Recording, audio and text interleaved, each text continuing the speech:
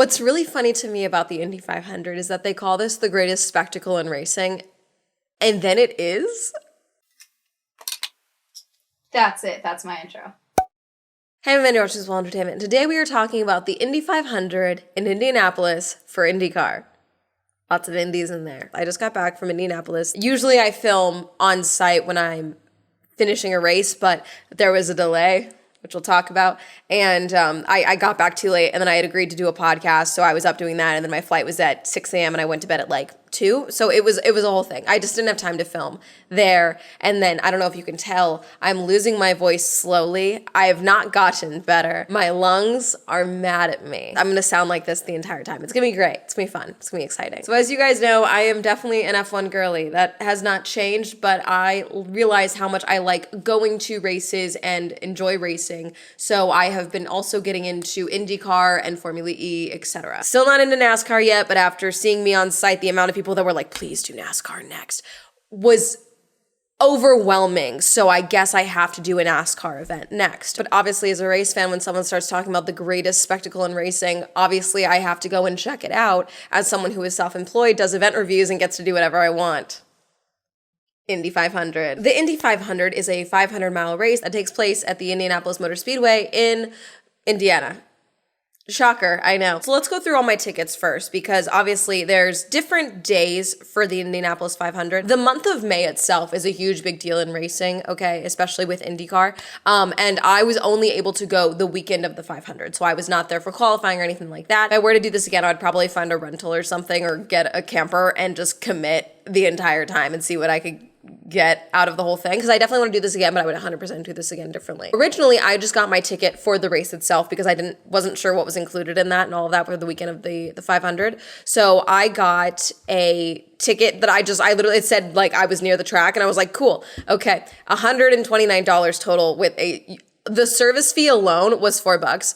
Ticketmaster could never, for the record, compared to US races, is insane for F1, just stating for the record. And that's obviously for one day. But when you see my seat, you'll understand the $129. You could have your tickets delivered to you, but because I travel so much, I didn't want to risk that, so I just did digital tickets. A few days later, I did another one. My Miller Lite Carb Day ticket, which was Friday of Indy 500 weekend, was $49 with the service fee. The Drivers Meeting and Legends Day ticket was $20, and that was no unit service fee. $20. So in total, I spent $69 for the other 2 days, okay? All in all, a very reasonable weekend for admission. I knew it was going to be the case because that's been the case with pretty much every time I talk about F1. There is someone from the IndyCar fan base that is like, I like IndyCar because it's more affordable.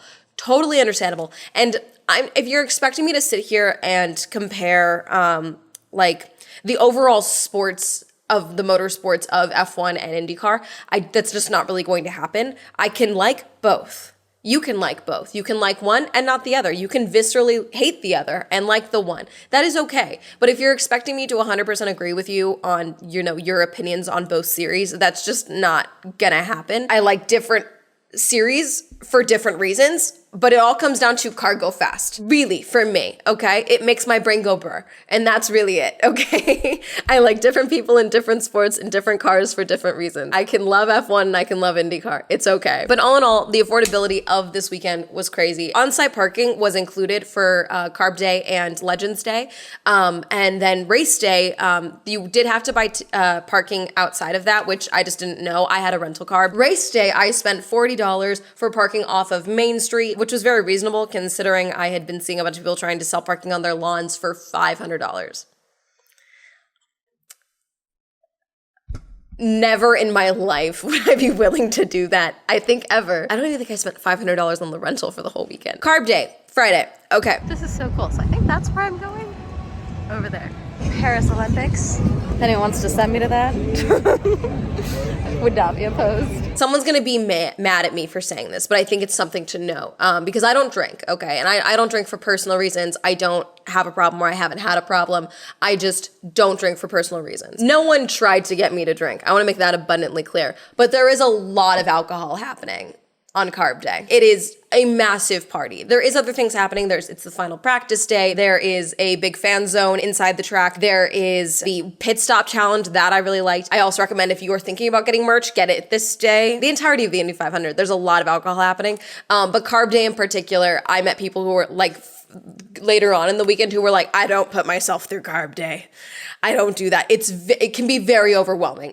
Whether you have potentially issues with drinking or just overall social anxiety. This is a massive event. I think the number I heard was 500,000 people for the race day itself. Okay, it's one of, if not the largest sporting events, I think, ever. And so for this as well, Carb Day is just like packed because there's not a ton of people in the stands. They're all inside. So I could move. I didn't ever feel unsafe or anything like that. I had a blast on Carb Day. I had a great time, but I want to make the note just in case anyone is considering it in the future and you are currently sober or you get incredibly overwhelmed when you feel like you can't move from one place to another very easily, okay? It gets very, very busy. I just want to make that note. Sorry, Lululemon merch is crazy.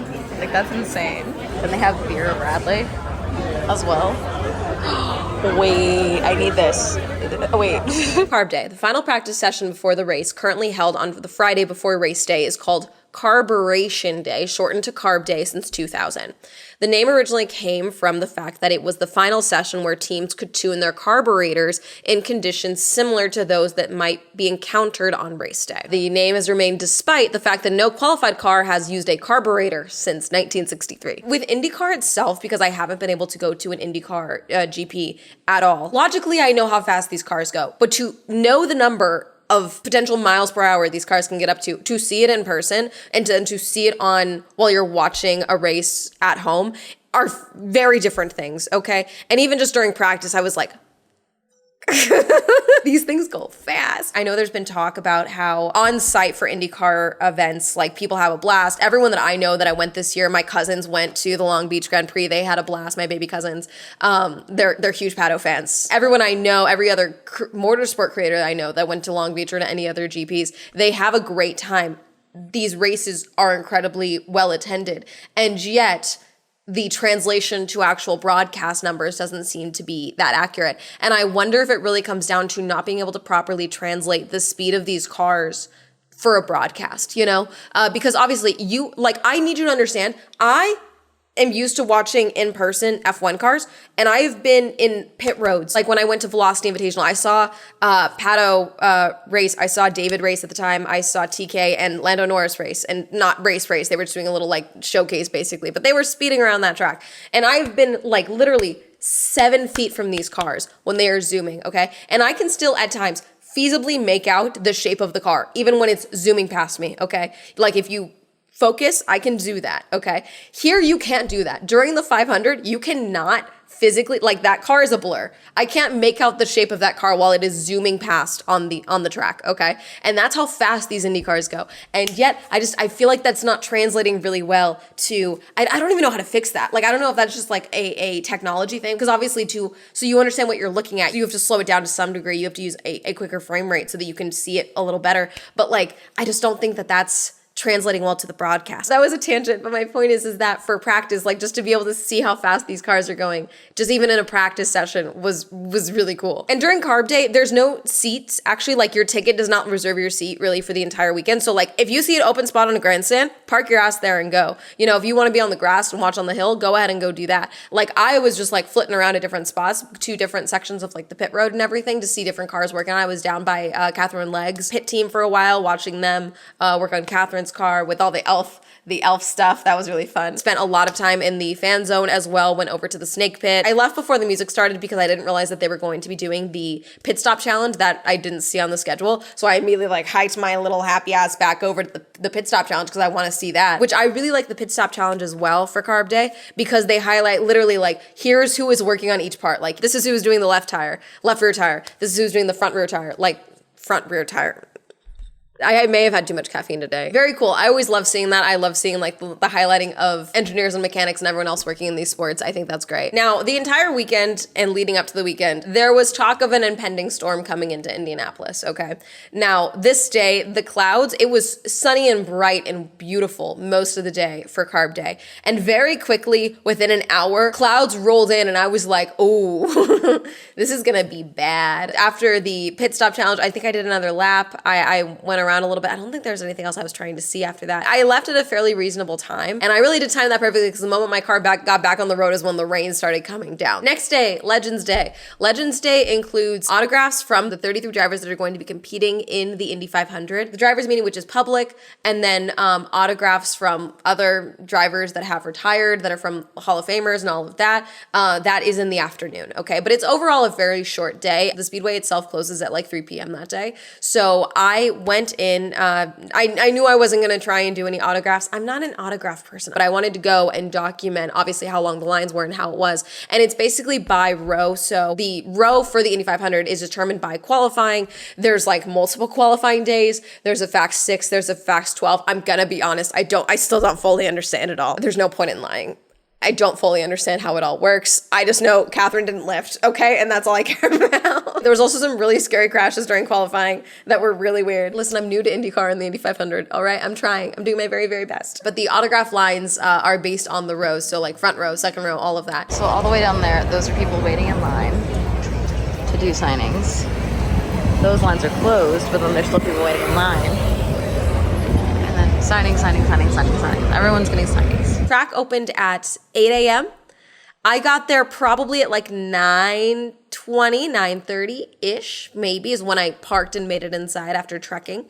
And still, the lines by the time I got there, most of them were closed. Like they had someone holding a sign that says line is now closed outside of the lines. And then there were still people lined up behind that just in case anyone got out of line, I'm assuming, or if they were just hoping for that.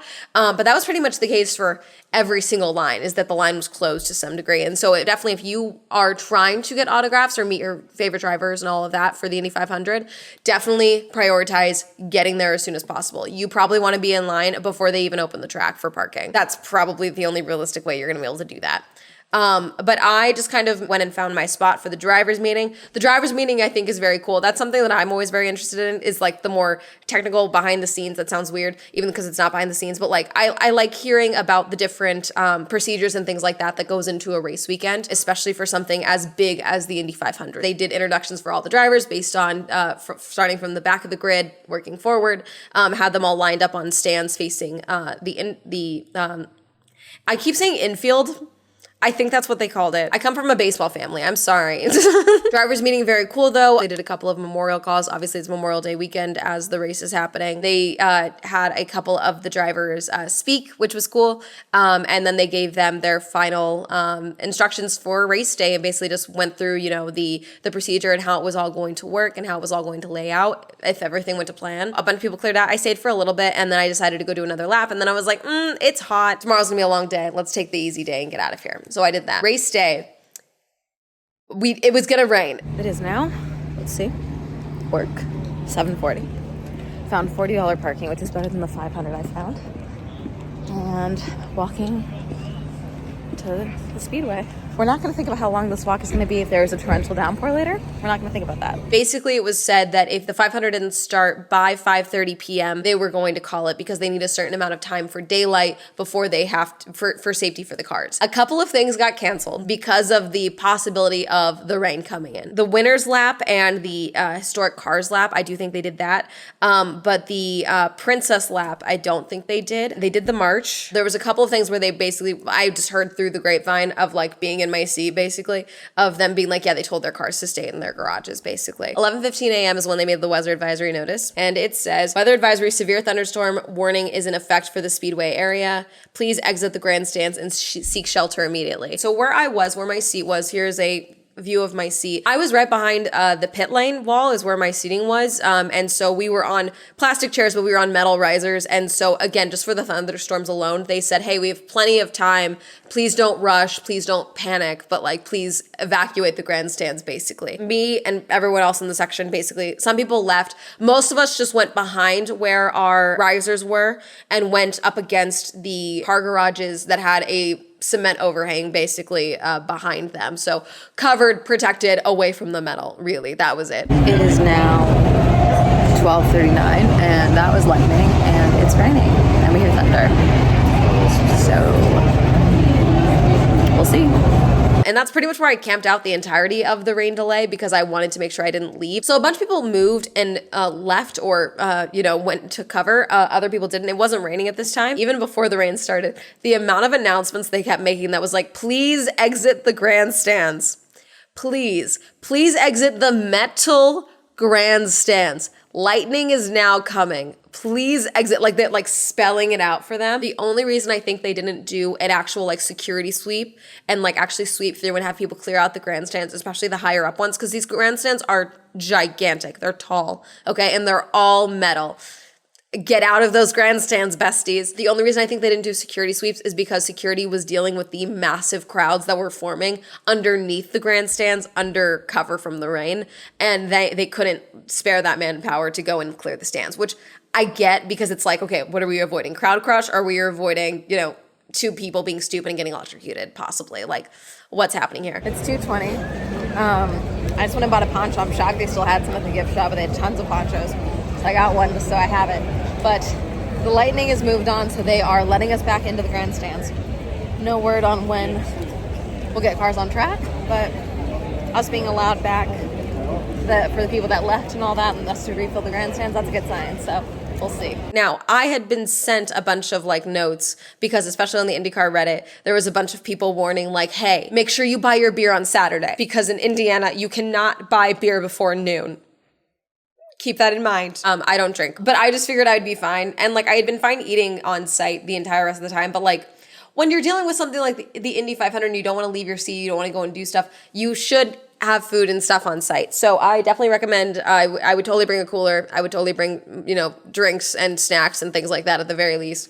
They have food available options there, but the lines are usually pretty long. I basically was once again sustaining myself on soft pretzels. That has become a motorsport food staple of mine, except for when I was in Japan, and then I lived solely on Dongo. By 2:35, they had the air dryers coming out on track to dry out the pit lanes, dry out the track, all of it. These guys did a phenomenal job. They changed the schedule, but basically, if everything went to plan, the 500 was supposed to start at 4:45, which it did. So they were able to get the track dry and ready to go pretty quickly. God, how do I even explain this race to people? This was an incredible race. Like, just go watch the replay, genuinely. Like when there's a caution, when there's a problem with the Indy 500, they don't there's no it's not like with a red flag with F1 where they the cars have to get off the track while they deal with the problem. They'll stay on the track and they just have to avoid what's on the track. I don't know if this remained the same by the end of the 500, but while there, the announcer said that this is the most cautions in an Indy 500 since 2017. It was almost comical the amount of cautions that would be called, because it would be like the caution would end, which I want to get her name as well because she was driving the pace car when there was a caution going on. Sarah Fisher. Okay. Sarah Fisher also competed in the Indy 500 and she was driving the pace car. So whenever there was a crash or a Honda engine failure or something else going on, she would be driving the pace car and they would all have to fall into pace behind her. And so they kept making jokes where they said like, oh, is she going to get an award for most laps led? Pace car goes in. Immediate green flag, go, get started, set the pace, send it. And then there was one instance where they did that. And then immediately Mario Andretti caused another caution within I think it was probably within 200 yards. It was something insane like that where it was just so quick. For every single restart, it's like, oh, that restart is under review. Every single time, and everyone around me would just be like, oh God, it's like, are you kidding me? Every single one is under review. It was such a great race. There was a comical element to it with just how insane it was. And I think only one rookie, was it just Callum? was Callum the only Indy 500 rookie that finished the Indy 500? Was it everyone else? Because I know Marcus didn't. I know someone got out in the first lap. Ericsson was pissed, threw his gloves. Everyone was like, ooh, just an incredible race. But I think by like, what was it, lap 38, like 8 cars were out. Like, it was insane. Of 33, like, it was crazy how many people were out of the race fairly early. And then, God, that last lap though, so okay, for record, who I wanted to win, I wanted Pato to win, but I did not think Pato was going to win. I thought Rossi was going to win, low-key, because I kept seeing signs that we were going to get another Alexander Rossi win. I am an Aero McLaren girly because I am just a McLaren girly in general. But I fully thought Rossi was going to win, especially when I ended up seeing my spot and I was right behind Rossi's pit crew. I was like, Rossi's going to win. There was a lot of signs for the week leading up. I was like, Rossi's going to win this. And then he didn't. It's fine. It's cool. I love being wrong. But just all around, a crazy, impressive race. I was sitting next to a Marine veteran, and he was very surprised that Stingray Rob was doing as well as he was, which I thought was funny. He was like, oh, Stingray's doing really well.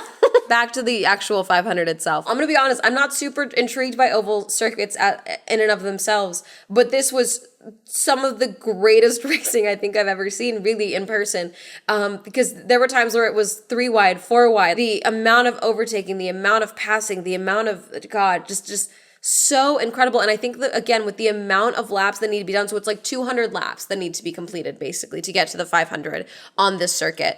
And to have that amount of time, I think, is really what works really well, because then there's time for cars to make better strategy decisions. There's time for teams and drivers to really work on a strategy of like, okay, let's low-key sandbag this and then let's fight to the front at the end, you know?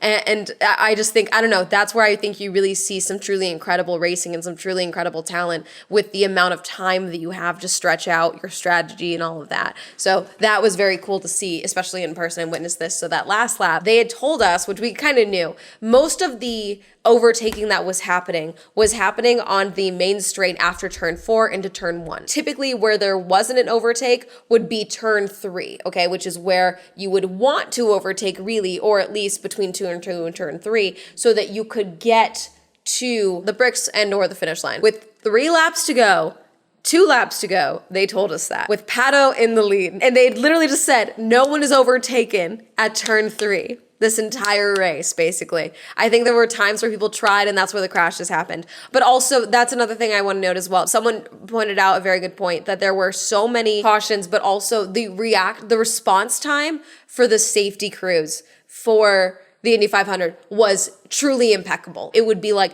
the car stops moving. Within 10 seconds, there's a truck there and people are running out to make sure the driver is okay. Truly impeccable reaction time, regardless of where they were in the circuit. They just told us no one is overtaken at turn 3. Then all of a sudden, Newgarden, that Pato had passed previously, Newgarden just zooms and sends it and crosses the bricks. And that's the checkered flag. And Pato once again comes in second. And Newgarden wins the Indy 500 for the second year in a row. Back-to-back wins. Listen, just because I didn't want Newgarden to win doesn't mean I can't acknowledge that was a very impeccable move, and that was an impeccable last lap. That was truly fantastic racing. Even my dad, who does not care at all about cars, cares nothing about IndyCar, he was like, I just watched the last lap. That was incredible. Newgarden, good win. Okay, even if I didn't want you to win, good win. He comes to a stop, jumps out, runs into the crowd. Everyone's freaking out, smacking his helmet. Oh my God, goes up.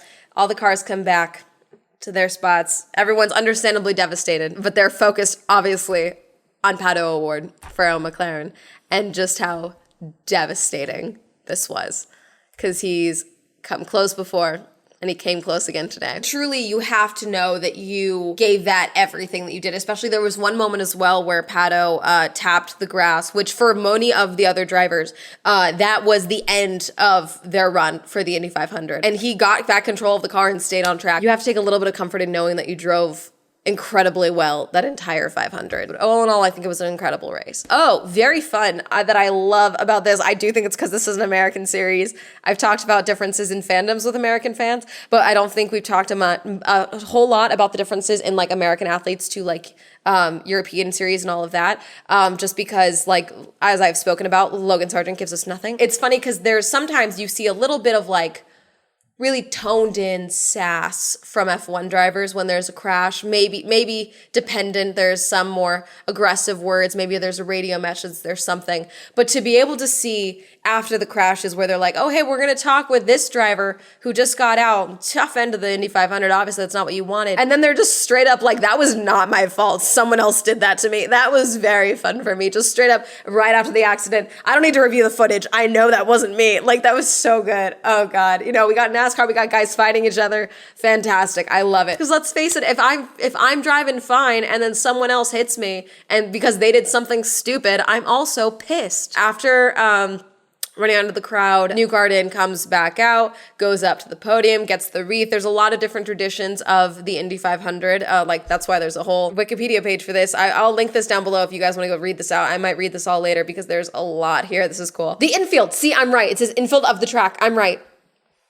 No one can tell me it's baseball brain rot. I know exactly. It's infield. The snake pit. The infield of the track in the vicinity of turn 1 was known as the snake pit. Okay, see? Infield. After he gets the wreath, they get the milk. Why is milk a part of the Indy 500? Let me tell you. The Indy 500 is heavily sponsored, is my understanding, by the American Dairy Association of Indiana. Winners drink milk is one of the most beloved traditions at the Indy 500. Since its conception, the drinking of milk has evolved into a ceremonial tradition where a veteran milk presenter and rookie milk presenter hand off a jug of milk to the winner of the race. They even choose their milk beforehand, and also before, I think, the race itself, the rookies have to milk a cow. Okay, as part of the tradition as well now. The tradition started at the Indianapolis 500 by driver Louis Meyer, simply requesting buttermilk to quench his thirst after the 1936 race. It's my understanding as well that the winners actually get $10,000 additional to their prize purse for drinking the milk, okay? And so before the race itself, they all actually share which milk they would like to drink. I think everyone chooses whole milk or 2%. Now, some drivers don't drink milk, but there is no non-dairy option because obviously it's sponsored by the American Dairy Association, but only a sip or so is needed and then you dump it on your head, okay? But yes, there is no non-dairy option, but people usually choose whole milk because it looks better on photos. Very influencer-minded of you guys, just saying. Him and his wife and their son kissed the bricks, which I thought was very cute because his son was very confused of like, what are mom and dad doing? And then like leaned down, his son Coda. Very cute, very sweet. That was adorable. I started making my way out not long after the race. Truly an incredible sporting event, frankly. Did it get hot out there? You know, I did manage to get another sunburn because oh yeah, this is some of the merch I bought. Look at this. Look how cute this is. This is embroidered, the flags. I cropped it because they only had larges. Definitely get merch the first day, whatever you see it, because I almost got one of the Lululemon pullover hoodies. It looks so buttery soft. And I didn't, and I really regret it because they sold out by the next day, okay? But yes, I did get another sunburn. I think I have reached floppy hat white person age, unfortunately, because it doesn't matter what I do, I get a sunburn when I go to a sporting event now, which is super fun and exciting. I met a lot of really cool people. I met a lot of really cool race fans. This was my first Indy 500. I met a lot of other people who this was their first Indy 500. I don't know, just a really, really, really cool event. I totally would do it again. I was explaining it to my dad. I was like, you would love this. Like, again, my dad does not like motorsport, but he would love this. Oh, cost, because I know people talked about cost. Food costs, very reasonable. Whether inside, outside, whatever. I think definitely bring your own stuff in just to have, just so you have options because of the lines, because lines do get long. This is a massive sporting event, but there is a lot of options, I would say. I love the kebabs. The kebabs are very good. I got some chicken grilled kebabs. They were fantastic. And then, like I said, I lived off the pretzels. They weren't particularly good, but they were better than other ones I've had. So, you know, it's a pretzel's a pretzel. It's kind of hard to mess up. Plenty of people watched the 500 from not on a seat or in the grandstands. They watched from the Brickyard, where they had massive screens outside of the pagoda. They watched from the grass. Very cool event, very cool race. Definitely things that I've learned from this time that I will take into next time. Always bring sunscreen, floppy hats, etc. Okay, but I really think that's it. I would definitely go again. Have you ever done the Indy 500? Have you ever been to do an IndyCar race? Would you go to the Indy 500? Did you watch the Indy 500? Do you want to see me do a ride along? I do. Let me know. Comment down down below. There was either none for this weekend or they were sold out this weekend, but I would do it. I looked at paying for one. I tried. Reminder, I now stream on Twitch. Reminder that Swell Entertainment is now available on Spotify. Reminder that Gamer Subs, if you use code SWELL, you get 10% off. Shout out to my patrons. Thank you for supporting me on Patreon. If you'd also like to support me on Patreon, leave us down below. Like to my social media. I love you all up here. And that's going to be all the day. Goodbye.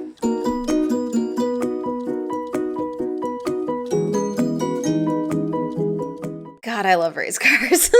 Thank you, Oz, Eva, Ayana, Abby, Angel, Goth, Glenn, Palace, Pink, Jasmine, Lauren, Amy, Aslan, Medic, Rosie, Victor, Andrew, Tenzin, Sam, Mae West, Michael, Ryan, Adira, Nathan, Zwink, Literal, Jeffrey, Randy, QWERTY, Nomad, Thomas, Tasha, Donnie, Winter, Kenny, Robert, Cameron, Elliott.